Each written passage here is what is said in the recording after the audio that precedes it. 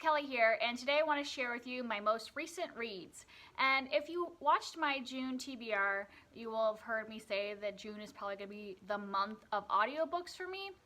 And this recent reads is starting that, because out of the 6 books I want to talk about, 4 are audiobooks. So it's obvious that this month is going to be full of that, as I do like traveling back and forth and packing and doing all that moving kind of stuff. So lots of audiobooks. I'll put pictures when I don't have a physical book.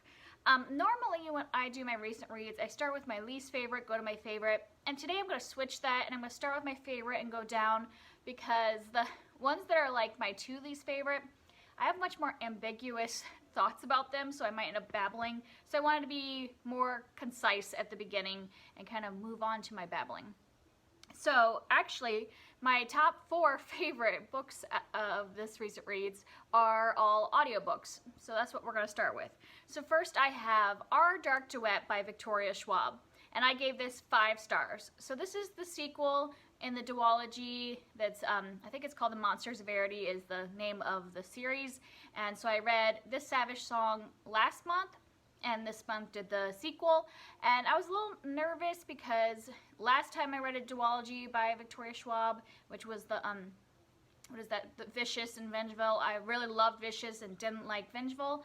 So I was a little worried that this would be the same, but no, I actually like this one better than the first one. The first one I had given 4.5 stars, so I really loved that one, but this one just, I thought it was like action-packed the whole time, and the like kind of overall message I just really enjoyed.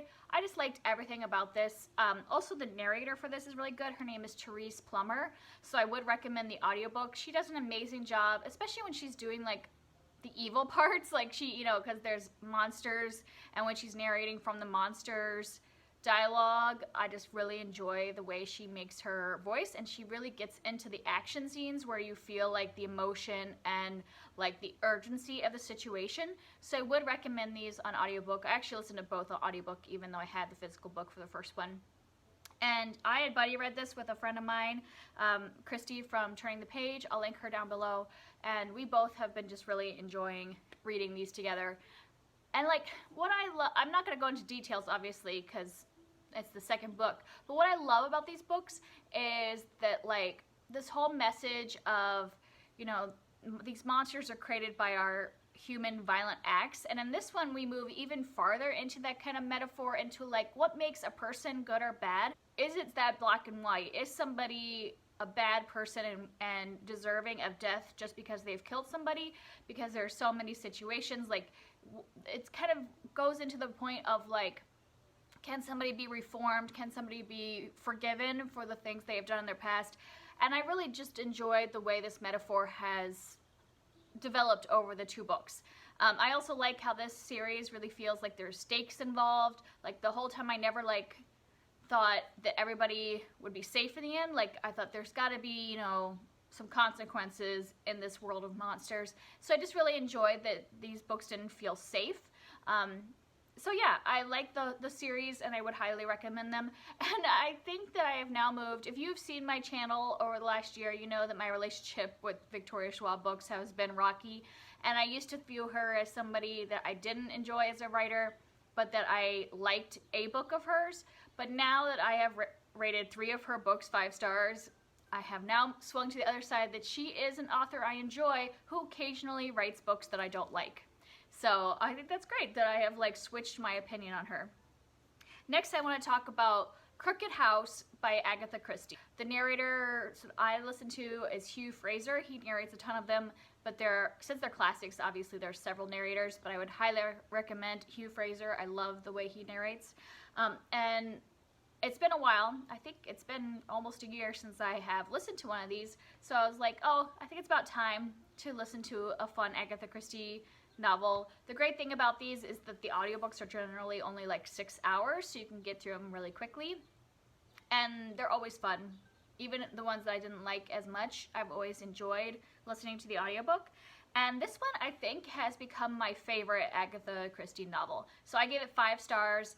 I thought it was really good. So it is a standalone, so you know a lot of hers are in the Poirot series or the Miss Marple, but this one is completely on its own. which I really enjoyed because I'm not like the hugest fan of Poirot, actually. Like, I just don't like the way he talks to people, and then like kind of the way he waits till the end and then tells us everything.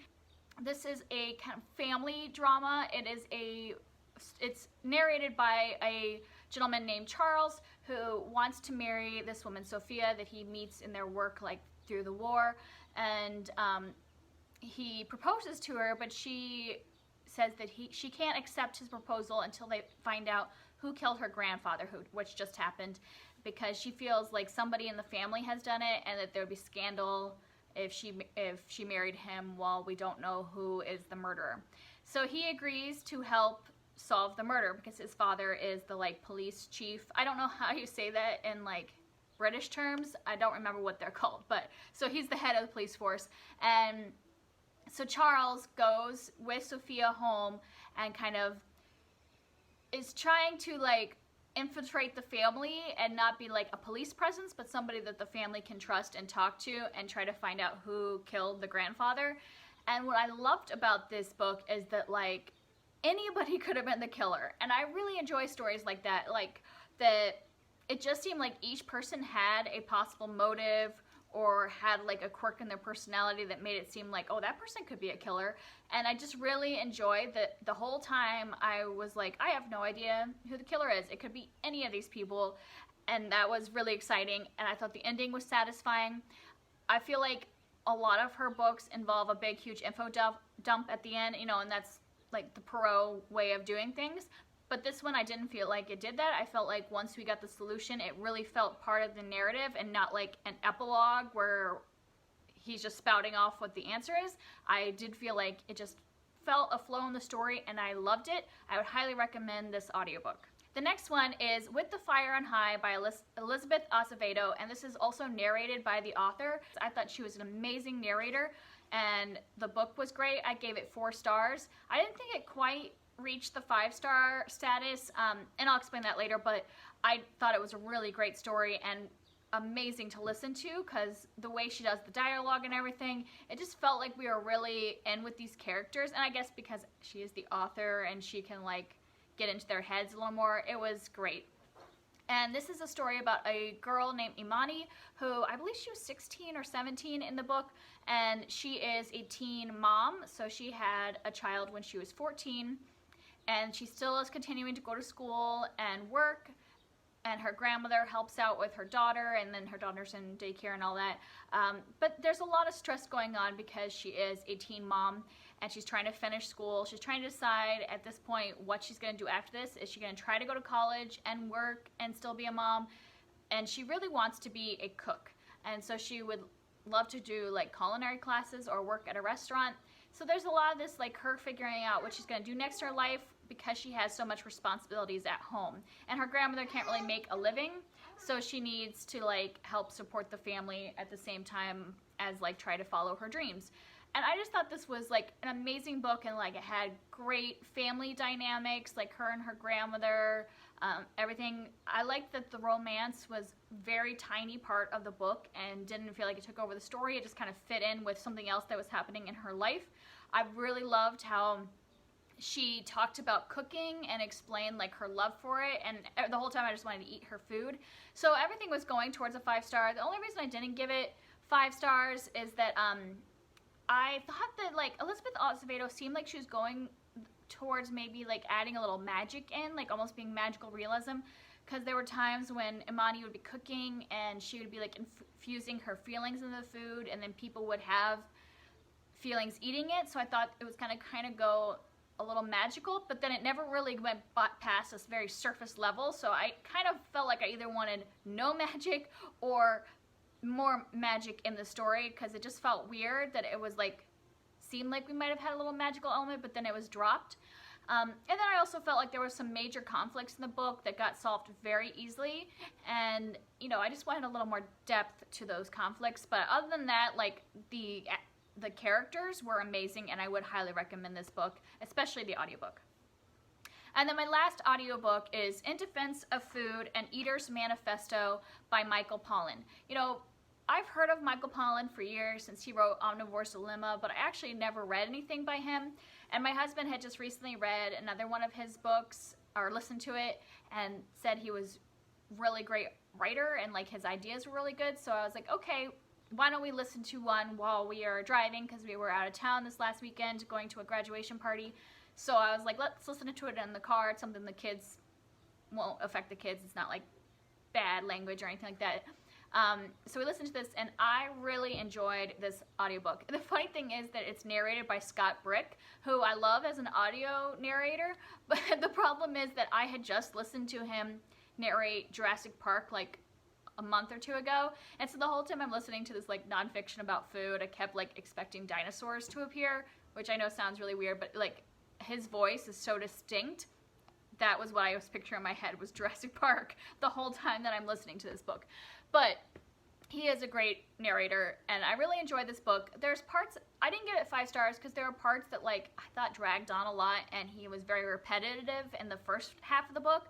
So basically, in this book, his point is that we as Americans are not really eating food anymore, that we're eating like food-like substances, meaning that we're eating a lot of processed foods that really wouldn't resemble anything that your grandmother would think is food. And that was like his kind of thing. Don't eat anything your grandmother wouldn't recognize as food. And, you know, like when we look at labels of these processed foods, there's not really anything recognizable sometimes. It's like a whole list of random, unpronounceable items. And so his point is for us to go back to just eating food. And he spends a lot of the book kind of like describing how we got to this point of like eating a lot of processed foods in the Western diet, and how science has taken over nutrition, and that like so the first half is very sciencey and very much like about nutrition and the fact that we know that we're supposed to eat nutrients, so people are processing foods to contain those nutrients, but they don't necessarily contain real food like food. And then the very end is what the stuff that I really wanted. So really, I mean, it was interesting information in the first half, but I was just kind of like, okay, let's get to the point where you actually tell me what I should be eating. And so I was getting a little like bored in that first half, so I think it could have been condensed. But I do think that I learned a lot from reading this book, and I do want our family to go forward from this and be eating more real food. And by that, he means like fruits, vegetables, meats, things that haven't been processed. So like all the stuff on the outside of the like grocery store, and not like things that you can't tell what they are by looking at the labels. And we had already kind of made this choice for ourselves before reading this, because that's why we are moving.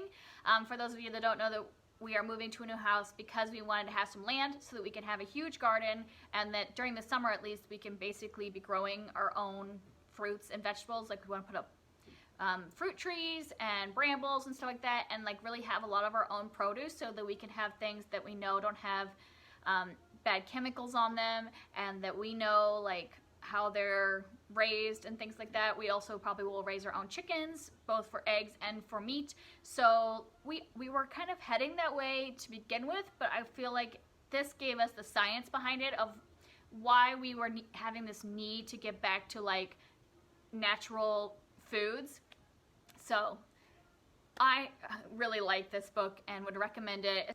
Those were all of my audiobooks. Now we're going to move to my 2 physical books I read. One I had to return to the library, so I'll talk about that one first. And these are the ones that I have more ambiguous feelings about. I don't necessarily have very firm star ratings on these because I just wasn't sure how I felt about them. And the first one is Book Girl and the Suicidal Mime by Mizuki Nomura. And this is translated by Karen McGillicuddy. And so this was originally written in Japanese and it has been translated. This is a light novel. If you haven't heard about light novels, I'll link my video down below where I talk about what light novels are and tried a bunch of them and decided which ones I was going to continue to read. I'll link that video down below. But they're basically like Japanese YA novels, kind of, is the simplified version. And this one is the beginning of a series, and I did enjoy it, but I didn't necessarily love it. So I'm thinking of settling on like a 3.5 stars. And this book is from the perspective of a high school boy named Konoha, and he is trying to just live a normal life. But then another student, a girl named Toko, has decided to rope him into being part of the literary club in their school. And it turns out they are the only two people in this club. She's like the president and he is the only member. And the reason that she has roped him into doing this is because he found out her secret. And Toko's secret is that she is a book girl, meaning that she gets her sustenance, her food, from eating books. So she doesn't eat like real food, she eats books. And he found this out, so she wants him to keep her secret and join this group. So his job, kind of like in the literary club, is to write her little short stories that she can then eat, like little snacks. And then she also eats like other books. And I really loved this concept because as somebody that loves books, like they talk about a lot of different authors, like from all over. I mean, they talk about Japanese authors, of course, but then they also like talk about like classic authors and other famous authors from around the world and like what those authors taste like. Like she has this whole time where Toko goes off about what The Great Gatsby tastes like because of the extravagance in the story, or like what a love story tastes like versus like a sad dramatic story. And I just really loved the like times when they would talk about that. I thought it was a really interesting way to go about talking about books and your love for literature. And then the story kind of like takes a turn where, you know, at the beginning we're just kind of learning about these two characters, but then at one point it kind of turns into a story about just solving a mystery about what happened to a student, and it delves a lot into suicide, hence the like title and the suicidal mime. So I really loved the first half of the book. I thought it was just like really unique the way these characters were created and just how the story was written. I thought that the writing was excellent. I mentioned the translator because I'm assuming that she helped to make it sound so eloquent in English, but I obviously think that the author was amazing writer.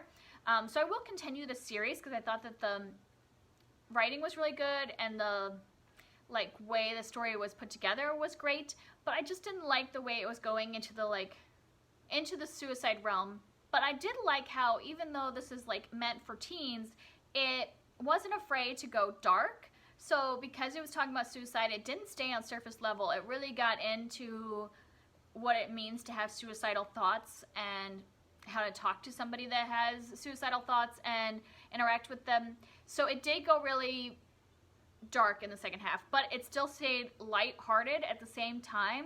And that seems weird that it could do that, but that was just like the genius of the writing. I think that she was a really great writer, that she could be both lighthearted and cover a really dark and deep topic.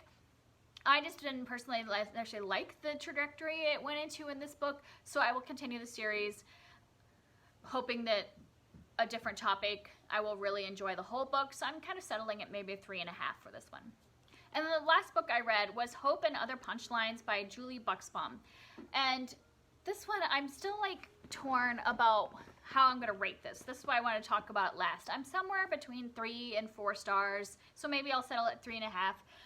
But this is a story told from two perspectives. It's told from Abby, who is a teenager who, when she was 1 year old, a picture was taken of her as she was fleeing. Well, she wasn't. Somebody was carrying her, because she was only 1, out of the World Trade Center on September 11th, and her picture has become like famous. This is a fictional picture. So she's seen as the symbol of hope because she was this baby that was being carried away from disaster, and she has survived. So like this photograph has just become kind of a symbol of hope after September 11th. And so she's kind of spent her whole life with people recognizing her, because every once in a while newscasters will interview her or like try to find out what's going on in her life to show that baby Hope is still surviving and all that. So it's kind of like molded what her whole life has become, because she's kind of famous for not really doing anything, for just surviving. And so that has kind of affected her life, and she's trying to get away from that this summer. She has decided to become a camp counselor at a camp that's like several cities away, so she thinks that people won't recognize her. And then the other perspective is from another counselor at the camp who, his name is Noah. He's a teenage boy, and he knows who Baby Hope is. He recognizes her immediately, and he has also been affected by that picture and by 9/11, and so he's trying to like get Abby to help him interview the other survivors from this picture to kind of like, I don't want to give it all away, but he's trying to fill in some gaps of some things that he is trying to discover in his past by interviewing these other survivors. And that's the basic plot of the book.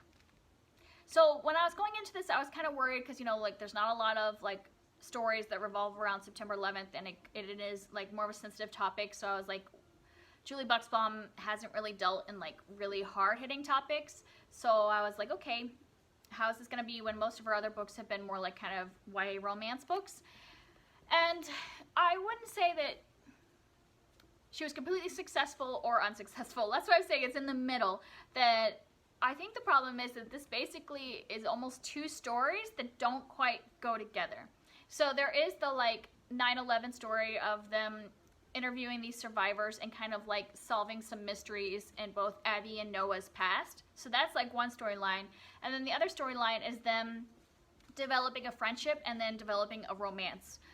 And I just didn't feel like they went together, and that was the problem, that I wasn't really invested in their romance at all. I didn't feel like they had good chemistry, and so that wasn't really explored. And I think that the reason their romance suffered in the book was because we were focusing on this other serious topic, so it made it hard to like kind of focus on a lighthearted romance.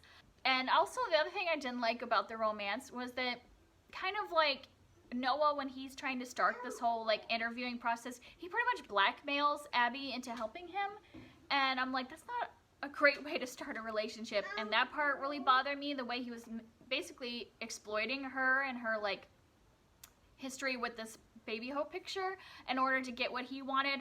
And so it made me really not like Noah. So ultimately, I don't think this is a bad book. I think that it actually does a good thing for the genre, and the fact that like this is meant for teens, and most teens were either not alive when September 11th happened or were babies, like these two characters. And so I think it introduces the topic and the ramifications from that event to an audience that wasn't there to experience it. Like, I think it is like a good education tool of like teaching teens like what happened on that day and how it affects people, because it's going into the fact that some of these survivors are affected health-wise by the toxins that they were exposed to during the terrorist attack and everything. And so that was information that I didn't even really know that much about. So I think it's a good story and it's important. I just think I would have liked it better if they had just stuck to a friendship storyline instead of a romantic. I think by trying to like put this like romance into a more serious story about family and health and September 11th and all that, it just didn't really work for me. Where I think if it had just stuck with them becoming friends and supporting each other through this time of discovery, that it just would have worked a little better. So I wouldn't say it's a bad book. I would say it's at least a 3-star, probably a 3.5 star for me. And that's all of the books I have read recently. If you have read any of these and want to talk about them, go ahead and leave me a comment. Thanks. Bye.